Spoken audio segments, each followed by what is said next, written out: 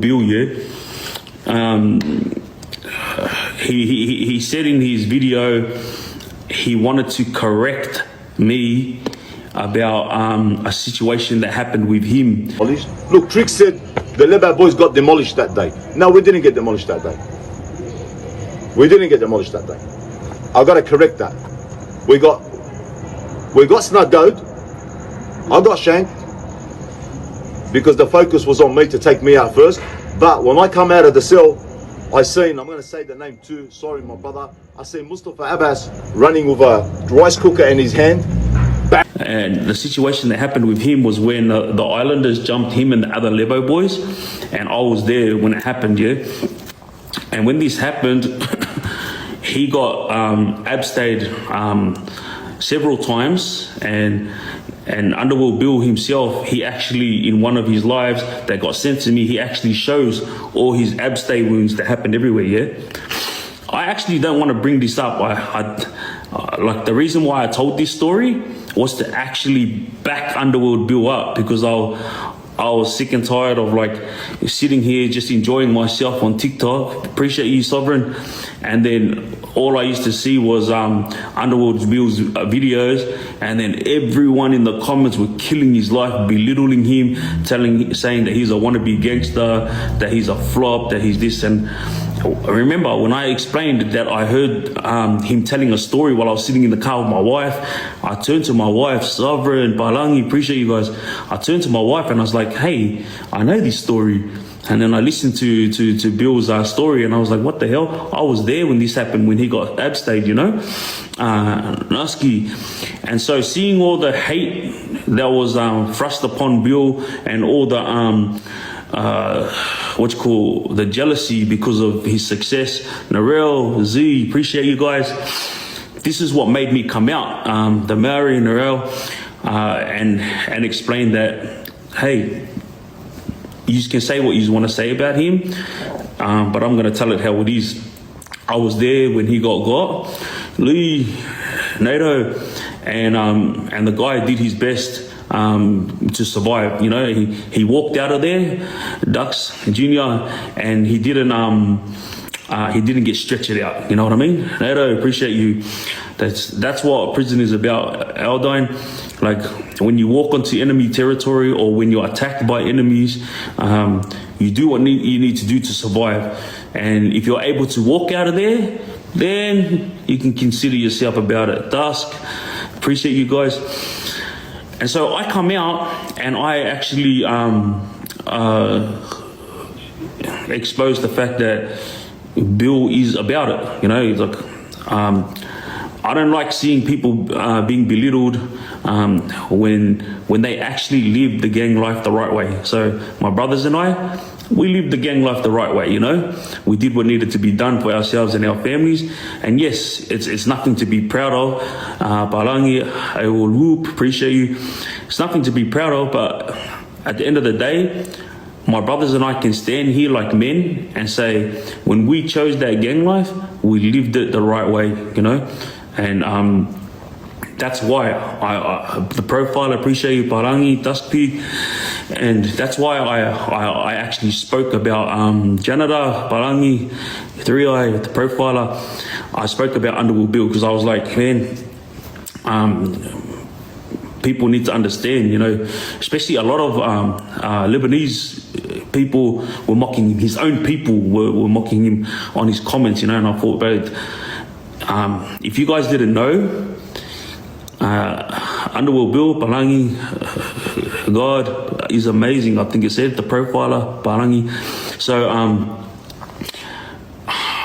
back during the racial wars, there were boys who paved the way for the younger generation. For example, I was one of the frontline soldiers for the Islanders, OG crew, my brother and I, and a lot of other boys, Tongans, Samoans, Fijians. And if it wasn't for people like myself and the rest, that's big, the Islanders today wouldn't have a strong stance inside prison, yeah? Because back in the early 90s, the Islanders and the Lebos and the Kuris had no power whatsoever in prison. You know, it was the Aussies, the white guys ran the prisons. The white guys were the ones who had connects not only with the screws but also with the police. You've all seen it. Roger Rogerson was one of the most corrupt police to ever live, yeah? And this guy used to back all the white gangsters, you know? And he wasn't the only cop that did it. Maggie, Sovereign, appreciate you guys. So here I am explaining to you guys how I got thrust into the racial wars when I first come into prison, yeah? And then you got all these other influencers who was talking about gang stuff, and they're trying to paint a narrative, yeah? Explaining how they stood on their own, or explaining how their version of exactly what happened, yeah? Even though majority of their time they weren't in and amongst everything that happened. So I'm not trying to put anyone down. All I'm explaining is this video that got sent to me today, this morning, about Underworld Bill saying that he needed to correct Triggz. Exact words was, I need to correct Triggz on what he said about this story, because we didn't get demolished. In his words, like they, along the lines of saying like, yeah, we got, but you know, we survived. Look, this is what I gotta say about it, yeah? The Aussies ran the prisons in the early 90s. When the racial war started, that's when the four main nationalities had a platform, yeah? This platform, like Aiden, Sovereign, appreciate you guys, Trippy. It's the Asians, the Islanders, the Kuris, and the Lebanese boys. These were the four main nationalities that went to war. And as I explained to you guys, the Kuris backed the Lebanese boys, and the Islanders backed the Asian boys. Without the Lebanese boys, the Kuri boys never would have got access to mobile phones, drugs, and cigarettes. Same thing with the Islanders. The Asians were the reasons that the Islanders got access to phones, drugs, and cigarettes. Yes, the Kuri and the Islander boys could swindle moves from time to time, but they weren't as good as the Asians and Lebanese. Asians and Lebanese inside prison, when I first came in, they were the ones that were running not only the drug trade, but the mobile phones, and whoever had this stuff was pretty much the ones who called the shots, yeah? So for example, the Kuris, they don't listen to no one, all right? But if you give them something, bro, they're down for the cause, all right? So this is what I meant. Dust Pig, Trippy, appreciate you guys. This is what I meant when I was saying that the Kuris and the Lebanese boys were aligned. And someone had sent me, Uncle Paulie, my man, and someone had sent me a video where Underworld Bill said we stood on our own, you know? And yeah, the Lebanese boys, the Middle Eastern boys, all did stand on their own. But when they got leeway into Kuri prisons, Trippy, appreciate you, my man. This was because the Kuri boys considered the Lebanese boys an alliance. Remember, the Lebanese boys are very smart. They were the ones that swindled the moves, and they were the ones who were able to get access to a lot of things. Now, the reason why I'm bringing all this up is because Underworld Bill released this video and he explained to everyone, you know, I just want to straighten up what Triggz said. Now, this is where I'm at with this. The war that happened back then, yeah, inside prison, where Underworld Bill was getting abstayed. Mataki, appreciate you. He was getting got, yeah, and there was nothing he could do about it. They outnumbered. The Lebanese boys, like, were taken by surprise. And remember, I was standing there when this happened, all right? Me and an old Lebanese guy were in the cage together, and we watched the whole thing unravel. And so all I have to say to Underworld Bill is, like, you've shown all your abstay wounds, yeah? So when you were getting abstayed on that day, you fought hard and you fought like a man and you walked out of the wing. But you didn't see what I saw, all right? None of your boys ran over to help you. None of your boys tried to run over and drag the other guys off you. When it kicked off and you were getting abstay, a lot of your guys just stood there, yeah. And you weren't the only one that got attacked from the side. There was a lot of your guys who got attacked. Because remember, the Islanders had organized this hit the day before, and I was in this meeting when Montana, the Islander who was running the pod at the time for the Islanders, he was running the pod for the Islanders at the time. Yeah, he was the one that called the shots. He was the one that said something was going to happen the next day,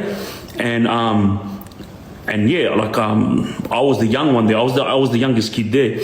So when he was explaining it, he didn't say anything to me, but I had to be in the meeting because I was Islander. Yeah, pretty much he called the shots that the Islanders were gonna make a move on the Middle Eastern boys the next day, and a lot of these Middle Eastern boys were from Punch Bowl. Yeah.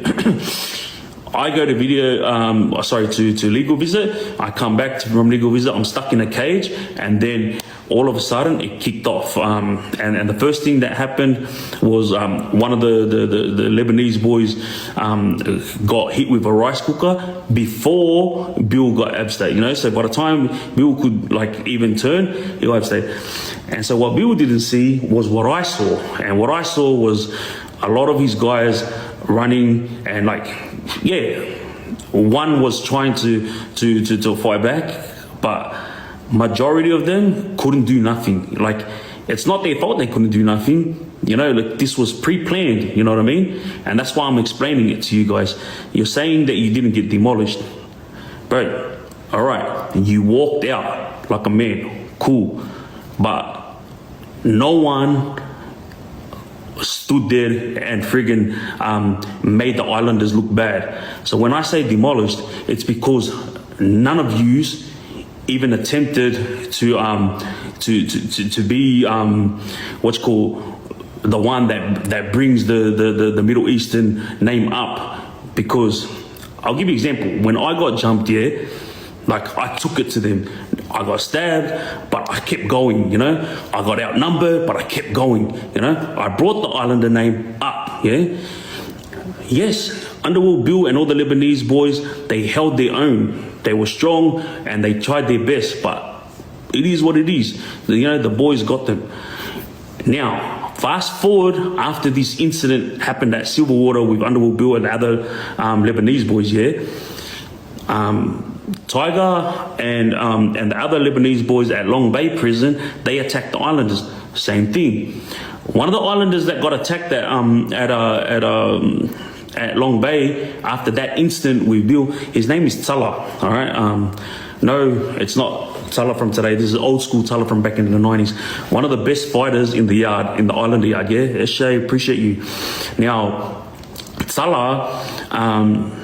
Mate, this guy is ruthless, all right? But Tala got stabbed 16 times, Spitzy, Ethan, 16 times from the Lebanese boys, and a few crew boys jumped in as well. Spitzy, he got stabbed that many times, and he did his best, you know? But obviously, he got hard. But just like Bill, like, he did not get stretched out, you know?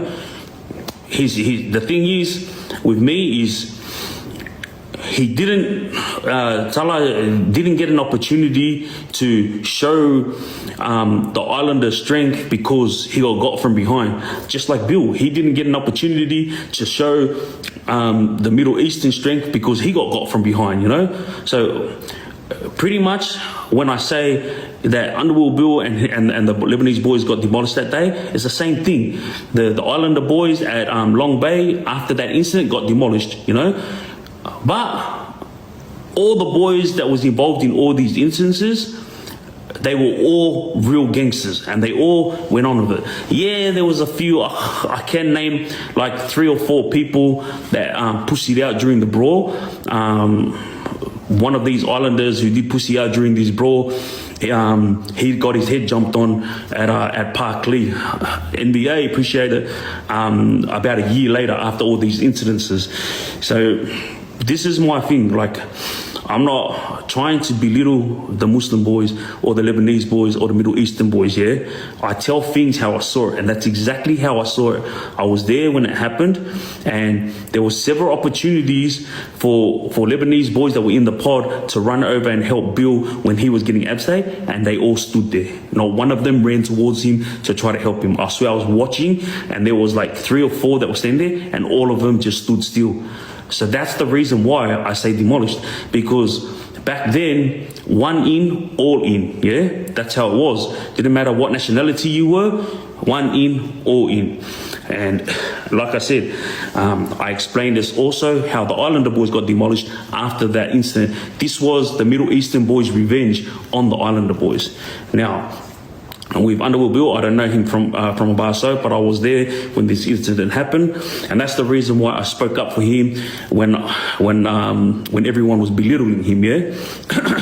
Now, Underworld Bill has gone and said several times that he will never mention any names, and he's never mentioned any names.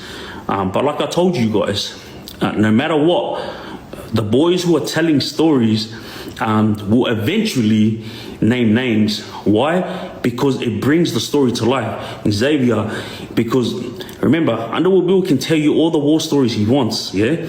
But at the end of the day, people are going to just take it with a grain of salt, like, yeah, whatever, you know? Oh, but you know what? KJW, Triggz did say he's about it, so they're going to be like, maybe he is about it. Maybe he did go through all that stuff, yeah? But when he came out and he finally mentioned Rabbi Kalachi as being his big brother, you know, or his main guy, go-to guy, so no, that's big, yeah. That was a good thing, you know. Like, I never mentioned Moses' name too much, but Moses was a big influence on me, you know, like, not many people know. Philos, appreciate you. Not many people know, but Moses and his brother Charlie, they were the ones that took my family in when we first came to Australia, and they were the ones that gave us a place to stay, you know. And so fast forward me going to prison and then I meet Moses. I didn't realize until I explained to my mom Moses' last name, and then my mom was like, what the hell, that's our family, you know. So I never mentioned Moses' name because I don't want to be how do I put it? I don't want to be that person that everyone says, he's telling these stories about Moses because he wants everyone to listen. Because everybody knows Moses got a big name.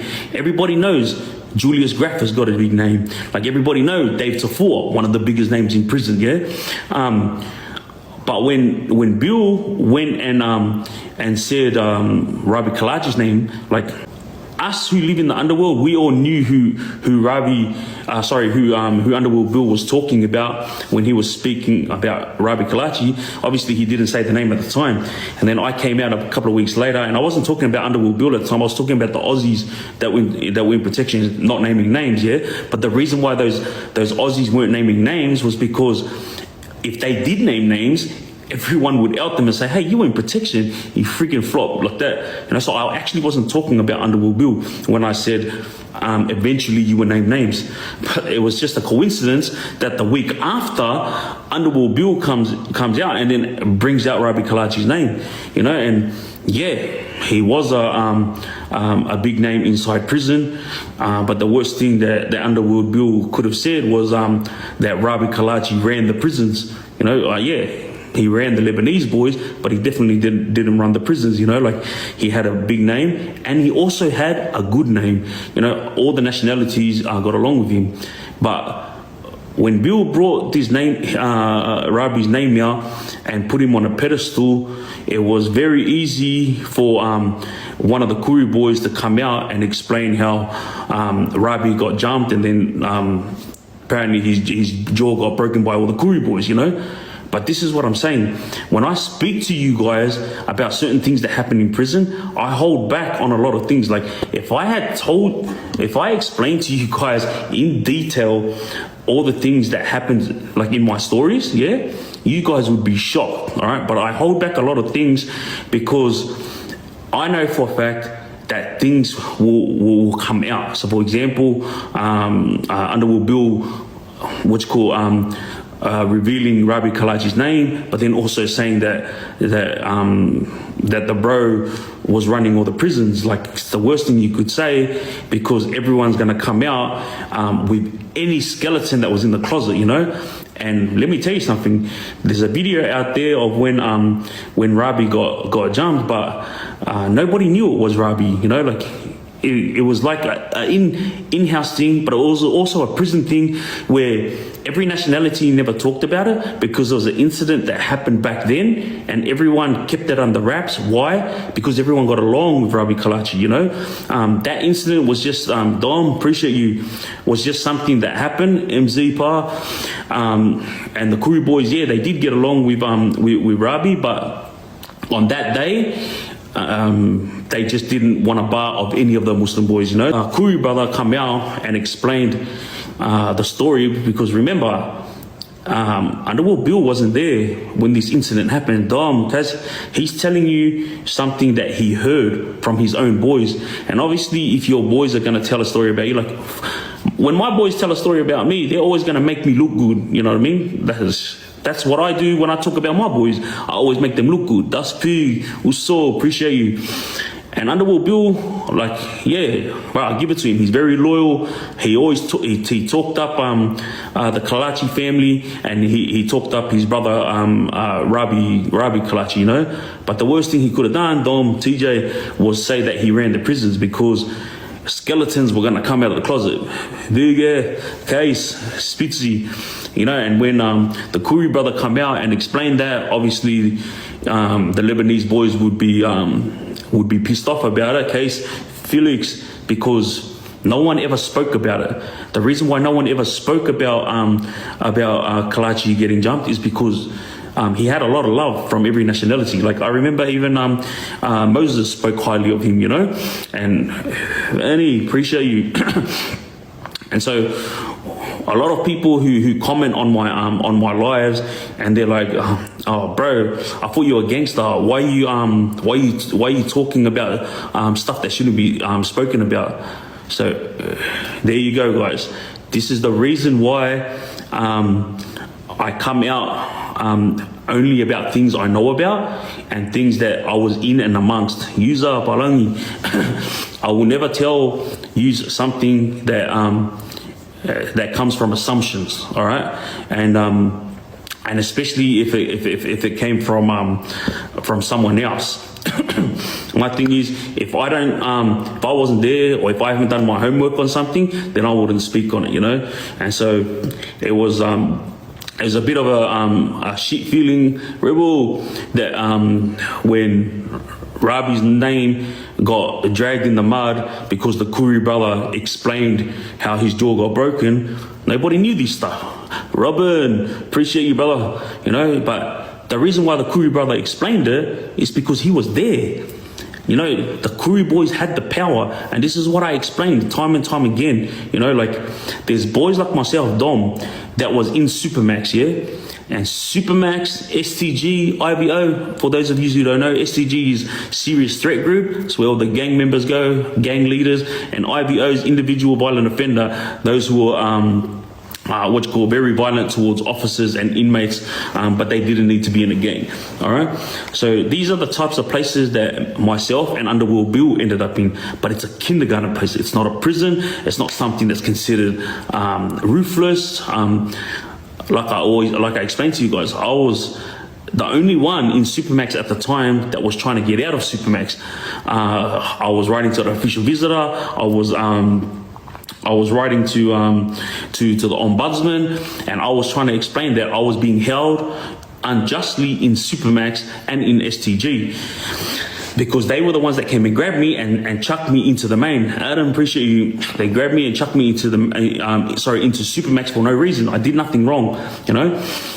But at the same time, so you guys all understand, that wasn't something to be proud of, because when you're inside Supermax, you don't know nothing. You just hear things, so you assume things, you know.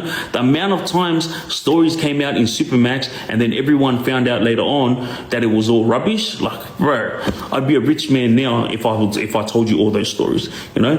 But also, when I explain things about older boys, for example, when I spoke about the story with Oscar Tahhema and Baz Kavanagh, Oscar Tahhema, like, he has no skeletons in the closet, yeah? So I will explain the situation. Why? Because I was there when Baz started abusing him, yeah? And I was there watching clearly when Oscar Tahhema started throwing punches back, you know, like, he didn't take a backward step, he didn't buckle, he was a real gangster, you know what I mean? And that's why when I explained to that story, I had to think about it first. Johnny, appreciate you, my man. I had to think about, all right, if I tell this story about Oscar, is there gonna be any skeletons coming out? Rebel AJ, appreciate you. And I thought to myself, you know what? There's no skeletons in the closet when it comes to Oscar, because he lived his gang life the right way. Never snitched, and he was a frontline soldier for the Islanders. And even though he did what he did for himself, FTG, he always backed his brothers to the death, you know, like his brother Cube, yeah, he was a troublemaker and that, but it didn't matter because everybody loved Oscar, so Cube always got that leeway when it came to boys being upset, you know. They would never turn on Cube because everybody loved Oscar. So again, back to Underworld Bill. The things that he says, and he is something that, yeah, a lot of young Lebanese boys need to listen to, because he did go through all of that, yeah. And it's not war stories that you hear on the playground. Like the war stories that he tells, majority of them, like, yeah, I can honestly say that it did happen, yeah. Like there's a few things that he got mixed up with the Asians. I'm not going to speak on it. I'm not going to try to correct him. Remember, I grew up with all the Asian gangs, so I know them inside out. I was inside prison with all the main Asians, and I know who was there and who wasn't there. I know what gang was ruthless, and I know what gang wasn't ruthless, and I know what gang died out at what date. And so I know exactly when someone's telling a story about a certain crew or a certain Asian, I know for a fact whether it's true or not. Von, Kaz. So I'm not trying to throw any of the boys under the bus that are actually speaking about this, because remember, yeah, they were the syndicate, my man. Yeah, they were there when all these incidents occurred. But just like me, I don't know how the Lebanese boys hold themselves when it comes to ranks and when it comes to family. Like, everybody has their own internal dramas, and everybody has a way that they run, yeah? So Underworld Bill doesn't know how the Asians run, and the Asians don't know how Underworld Bill runs. Just like myself, I don't know how the Lebanese boys run, I don't know how the Asian boys run. But me, I just focus on myself and my team. But back then, it was an Islander thing, so I just focused, syndicate, appreciate you. Back then, I just focused on the Islander boys. I didn't care about the outsiders. My thing was, I go hard for the Islanders, and if I die in the process, then it is what it is, you know? And then I'm listening to a lot of these stories. So I really appreciate you. I'm listening to a lot of these stories that's been told by a lot of different boys, you know. One of these stories is about a Aboriginal guy named Vesta. If you Google the guy's names, it's going to show you the most degrading charges that you've ever seen in your life about Vesta, yeah? He has his excuses. Josiah, I appreciate you. Vesta is Aboriginal. He has his stories on how that charge occurred. Like, it's bad charges, choppable offenses, yeah? Scorpio. But I give it to that Vesta. Like, He denies. Jesus, Ricochet, appreciate you guys. He denies those charges, and he tries to tell everyone that it was his co-offender. But the reason why I give it to him is like, there is no April rays and all that stuff. Kazi fams, F me, dead. So me, appreciate you guys. There is none of those disgusting charges allowed in the main. If they were in the main, they would get chopped straight off the bat, yeah? Syndicate, appreciate you guys. But that Vesta, who was in for those disgusting charges, every single prison he went to, he always had a blade, and he always fought for his stance in the main. He always used to explain to everyone, Kazi, Johnny, I don't care. He goes, if you guys are gonna attack me for these charges, then bring your best, because I promise you, I'm ready to do it. This is how Kazi, the syndicate, appreciate you guys. Rick Shade. This is how Vesta was. He didn't care. Like he's been jumped several times, yeah. Rick Shade, the syndicate, game stat. But the guy just does not freaking take a backward step. He does not know what give up means, yeah. Kazi, the syndicate. I've never had a chance to bump into him and Philos, and if I did, I would have had to attack him too, because the charges that he's in for is so bad. I wouldn't want this stuff to happen to my sisters or my girl cousins, you know what I mean?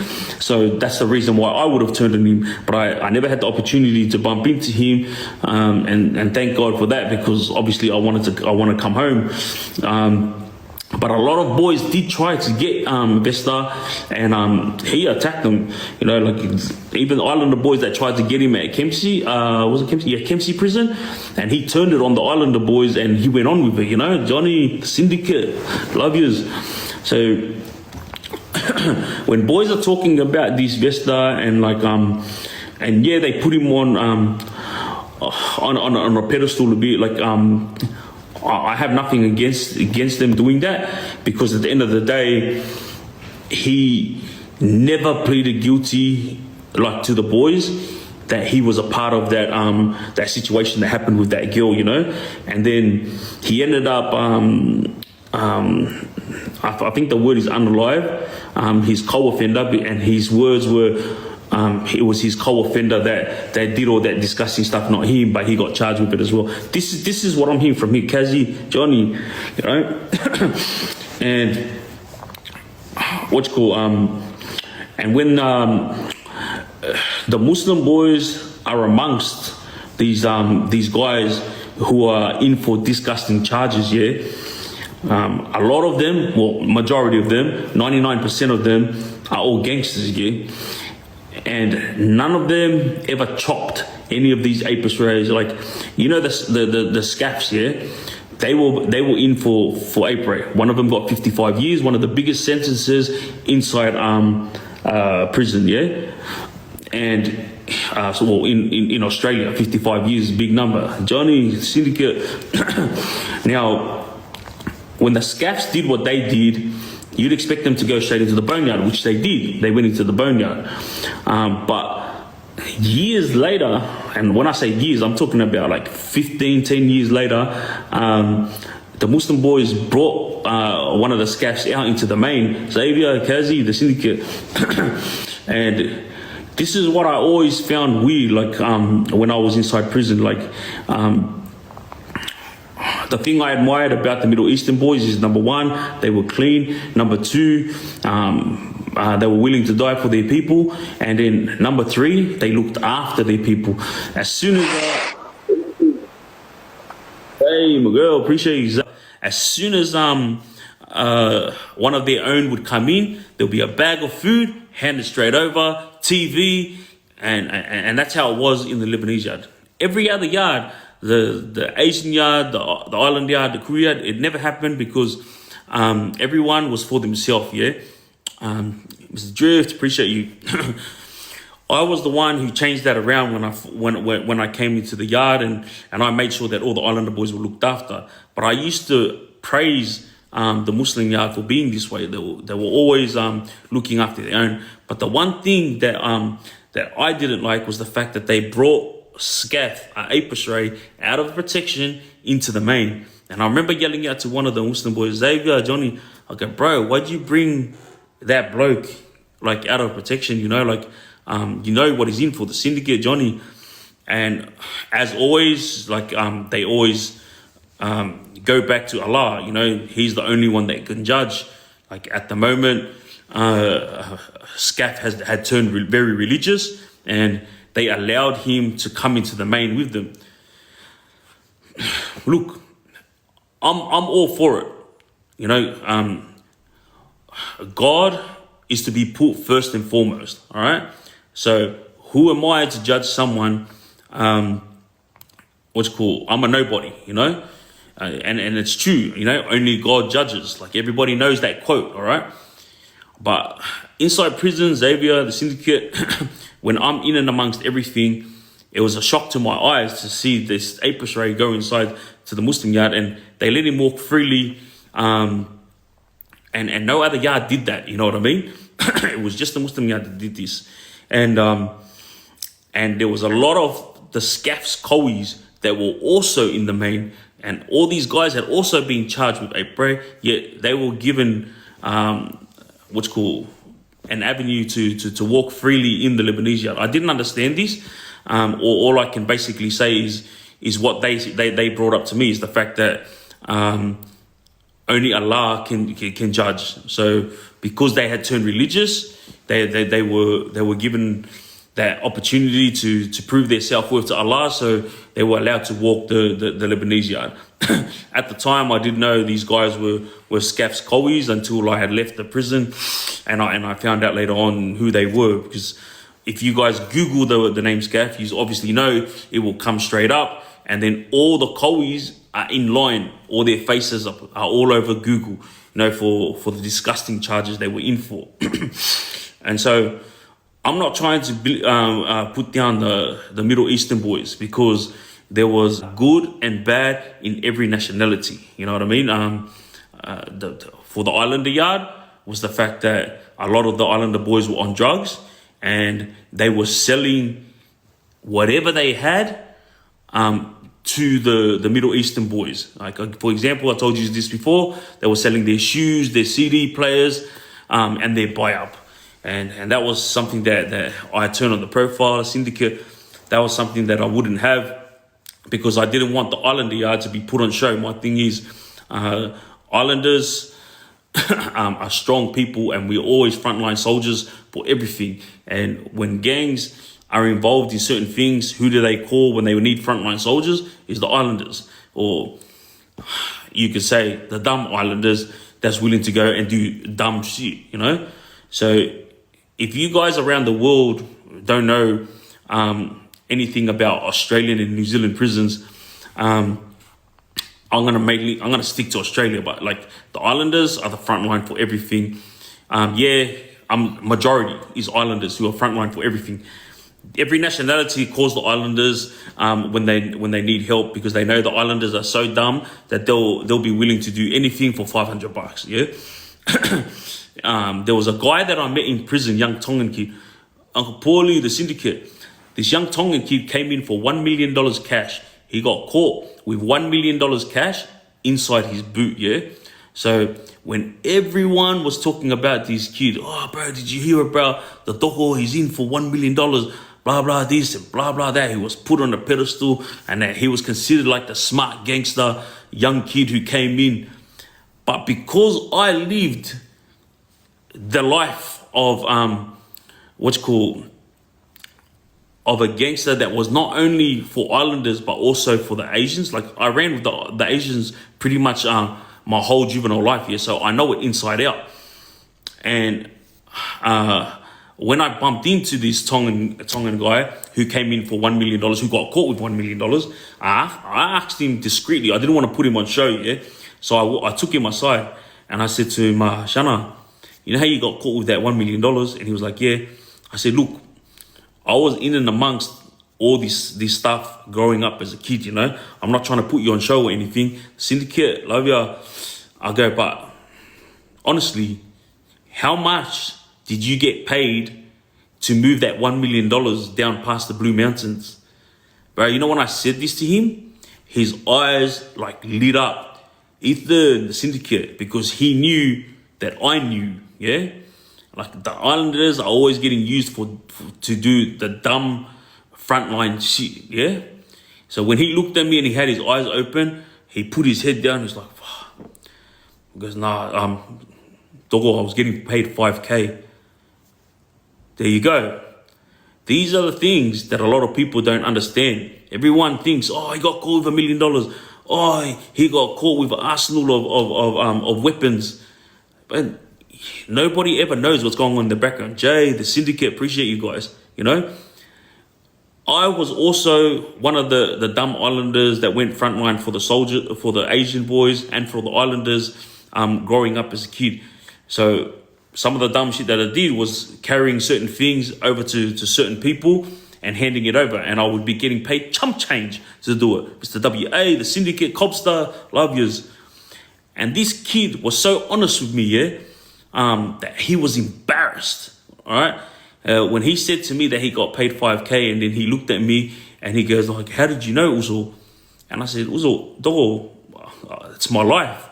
You know, I've been gangbanging since I was a kid, and I was also getting paid chump change. That's how I knew the $1 million didn't belong to you, because you were on your way to drop it somewhere. You weren't on your way to drop it to your safe. You were getting paid to move that money, you know? And he was like, wow. He goes, yeah, man. He goes, one of the boys got me the gig. He goes, I didn't even know it was $1 million. He goes, I just got told to move a bag. And then when he got arrested, and they told him it was $1 million, he was shocked, you know? We lost the syndicate, appreciate you guys. And he had he got paid 5K, you know, to move $1 million. But when he came inside prison, he had this big reputation of the young kid that was moving big amounts of money, you know what I mean? But that's how jail is. That's how outside is. Everyone sees something and then they assume something, and then in their brain they come up with their own story, you know, instead of waiting for the facts to come out. So to all you guys who watch my lives, yeah, understand this. I will never ever stray away from the truth. Everything I say is for the kids. I'm not trying to be under the limelight. I'm not trying to make money. I'm not trying to be famous, all right? All I do is tell my story with the hope that everyone learns from it. So when I said that the Lebanese boys got demolished during that issue, it's because they did, you know? And when I said that the Islander boys got demolished as revenge, it's because they did, you know? Tala is one of the biggest machines that was inside prison, yeah? This guy, mate, he was kicking the basketball poles with his friggin' what's it called, the front of his leg. Like, you've all seen it on TV. The syndicate, appreciate you guys. Like, this guy, like, you would hear the pole go ding, ding, ding. Like, when he kicks it, everybody in the jail would look. Nastaya, appreciate you. Philos, appreciate you. So, remember, when I'm on here, I'm not trying to be a hero, yeah? I'm not trying to come on here and tell you war stories just so that you guys can all start gifting me. Chili, Philos, appreciate you guys. All the gifts that I get, I pass it on to those that need it more than I do, you know? But when I tell you the stories, this is what I need to explain thoroughly. When I tell you stories, I only say facts. Nastia, appreciate you, Philos. And if I do have a mistake in something that I say, because sometimes I get so excited, the syndicate Philos, sometimes I get so excited in telling my story, I accidentally mix up dates or something like that. I've watched one of my lives back where I said something and I was like, hang on a sec, it wasn't that year, it was the year before, you know? But this is because of the excitement. When I start telling the story, I get into it. Like, I don't have no script to read you guys. I don't have boys in the background saying, oh, don't forget to say this, don't forget. No, I'm just here by myself, you know, in my house telling my truth, you know, and I will always do my best to not put people on show. Like, if I was to come out with the amount of freaking older boys, with the amount of rebel fellows, with the amount of so-called gangsters that had this platform and that had this reputation, if I was to come out with the amount of times I've seen these guys get knocked out, or seen these guys get put on show, get offered out, and they didn't fight back, I would be getting 4,000 people watching me every live, yeah? But I don't say this because I'm not here to belittle people. Syndication, I'm not here to belittle people, and I'm not here to put any gang or any crew on a pedestal. I am not here, get this through your head, I am not here to glorify gang-related stories, all right? I tell these gang-related stories with the hope that you guys learn from it. Cassie, 676, appreciate you. Asen Tillman, appreciate you guys. So, so I want all of you guys, get the word out there. Natsia, love you, I appreciate you. So, tomorrow, I'm going to be going live. It's going to be some big stories tomorrow. Stories that not only the younger generation will learn from, but also stories that parents will learn from. Hey, the syndicate. To everyone that's been sending through gifts, I love you and I appreciate you. And to everyone who's sending through comments and stuff, I'll be more than happy to answer all your guys' questions when I'm having a free day. Caroline team. So I do lives where I have fun as well, where I just kick back and I just answer questions. Tonight, I just wanted to talk about these videos that were getting sent to me. I wasn't upset at all. Like, you can talk all the rubbish you want about me or my people, and I just see it as TikTok. That's what TikTok is. Yeah, the syndicate. Appreciate you guys. So remember, guys, tomorrow 7 p.m. I'm gonna be going live, and I'm gonna be bringing you the stories that the younger generation need to learn from. This is Triggz. I love yous. Respect. I'm out. Uncle Paulie, yeah, my man.